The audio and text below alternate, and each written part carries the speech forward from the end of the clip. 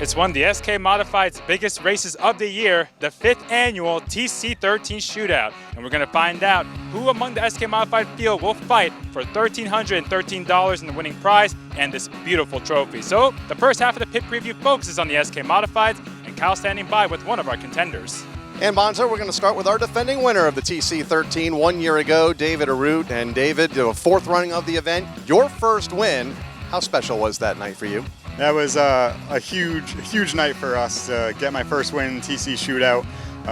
The night itself is something special to all SK drivers, all drivers in general. They want to be part of that 13-car field at the end of the night and put on a show for the fans. And after getting that first win, it kind of has been one heck of a 365 days here, and I think I'm up to my 5th win, and since then it was a turning point in my SK career pretty much, where from that point on we were just consistent. We had a great car, and to win again would be amazing, to be the first driver to go back-to-back, so hopefully we could do that. And that was going to be my next question for you, is what's clicked? I mean, they say once you get the first one, the others come a little bit easier. That seems to be true for you. So what's clicked? Because you got your first 40-lap win just a week later. Yeah, so easier is hard to say, right? But I'd say they come, I guess, a little easier, but they're still difficult to get at in this crazy of a field where anyone could win any night.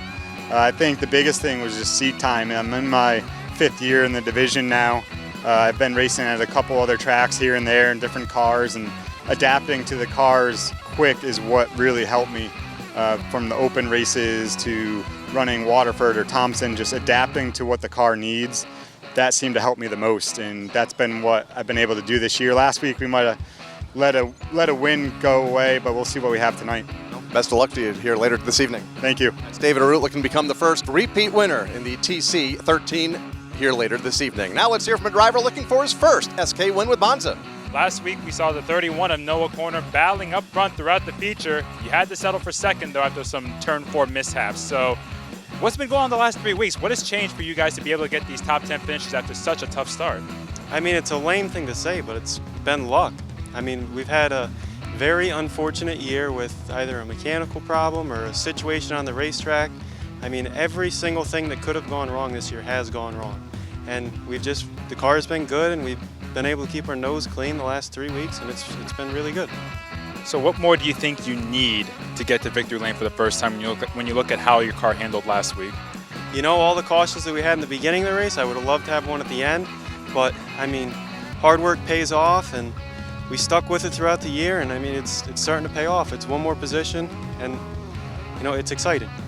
We'll see if Noah Korner can pull it off today, win the 40-lapper and or the TC13 Shootout. We saw one driver get their first win last year. We talked to him earlier in David Arute. But now we're going to transition to another TC13 Shootout, standing by with Kyle. And Bonza able to catch up now with a former winner of the TC13. Keith Rocco won it in 2019. And Keith, what does this race mean to you guys now going into its 5th year? It's pretty awesome. You know, everybody wants to win it just to say they won it and win it for Ted, you know. Really cool race, really cool deal. Some extra money on the line, and it always ends up to be a battle for the win.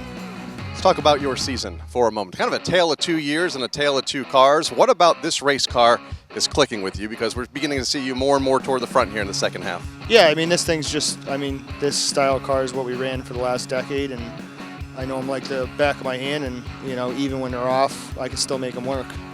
How difficult is tonight, if at all, as a driver running 40 laps and then having to turn around and jump in and run another 13? I mean, it's no big deal. I mean, I think they give you a little bit of a break out there. It's more exciting to be able to make a couple adjustments and try to make your car better to win the last segment. Well, best of luck to you here tonight. Thank you. Looking to become the first repeat winner of the TC13. That is Keith Rocco. Now let's head over to the SK Light Pits and hear from a driver that took a wild ride a week ago in their 20-lap feature. Well, last week in the SK Light Modifieds, one of the highlights, or lowlights, was the ride that Jason Chapman took in turn 3. Ending up on top of the guardrail. What was that wreck like from your perspective? You know, it's probably one of the worst wrecks I've had in my SK Light career. Actually, it was. I know for a fact it was. But it looked a lot worse on camera. Where does it rank among, you've been racing in karts, you've been racing SK Light Modifieds, where does this rank among the wilder crashes you've been in? Because I know in karts there could be some crazy crashes. Probably top two. Top 2, I'd say. But yeah. So now when we talk about this car, you've had top 10 runs in this machine. How have you felt about the car? What more do you think you need to get back into the top 5 on a more consistent basis? I think we got a fast car. We got a nice piece on our hands. I think it's all left is consistency, you know. Good finishes lead to wins, but you're not going to win the race sitting on top of the guardrail, so. You're not wrong about that. How long did it take to get this car back together? We finished scaling it late last night. Wow. Well, better late than never, I guess. They get the car ready in time, and we know how fast the 44 has been all season. He's got a couple top 5s to his resume, and he's only a rookie. So the more experience, the better for Jason Chapman. Now we're going to go to Kyle Rickey in the limited late model pits. And Bond's able to catch up with the driver in our limited late model division that has found his groove as of late. 4 consecutive top 5 finishes over the last 4 weeks in Gary Patnode. And Gary, a rough summer month, couple of wins, but a little inconsistency. But it looks like you found your groove here in the last month or so. Well, yeah, we've had inconsistency in the beginning. The car's always fast. That's no secret. We've learned it's very hard to pass in the limited late model division. We also, I think we've had 9 different winners this year. So obviously a very competitive field, and you have to have luck on your side to come up to the front, you know, and we've experienced the worst setup in the car at times when we were off. We've experienced the best when we drove from 9th to 1st 4 or 5 weeks ago. So we're constantly chasing the car. We think we should have a good car tonight. We run basically last tonight, so we're really going to have to accommodate for that. But we think we have it figured out, and hoping for a good run tonight. It's going to be my next question for you. As we've heard a couple of times now how temperature sensitive this track is. You're going to practice in 85-degree heat, and if it cools off like it did last week, it's going to be about a 20-degree difference come feature time. How much does the track change? It's huge. It's huge. I mean, on a night like tonight where we're running last, it's going to be chilly and damp when we run. Basically, all the practices go out the window. We have to go back on notes and see what's happened in the past. And I've really been studying that this week. Rob's been paying attention to it.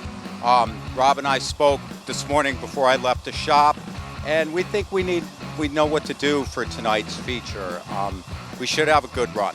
Best of luck to you here later tonight. Thank you very much. Gary Patnode, one of our 9 different winners this season in the limited late model division. Now let's hear from one of our winners in our street stock division with Bonssa.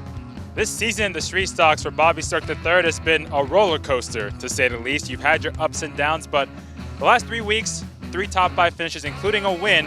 How you felt the car has been now and how the team has worked in this last month or so? It's been good. It's nice not to have those those down nights past 3 weeks or so. But yeah, everything's been great. My crew's great. They work the tail off week in, week out. And even those crappy nights that we're sitting in the infield, you know, it's not a lack of effort on their part. Absolutely, you know, not. But yeah, car's been great. Changed a few things this week. Car doesn't really seem to like the cold weather, so hoping the sun stays out a little bit longer tonight, and being rolling off first, we'll hopefully keep some heat in the track, and we'll have a good piece for him tonight. It is a sign of fall coming. It is cooling down a little bit tonight, but they do have the first feature, so maybe daytime will be the right time again for Bobby Stirk III. It's time to go racing. Heats are coming up, so let's head on to the booth with Kyle Rickey.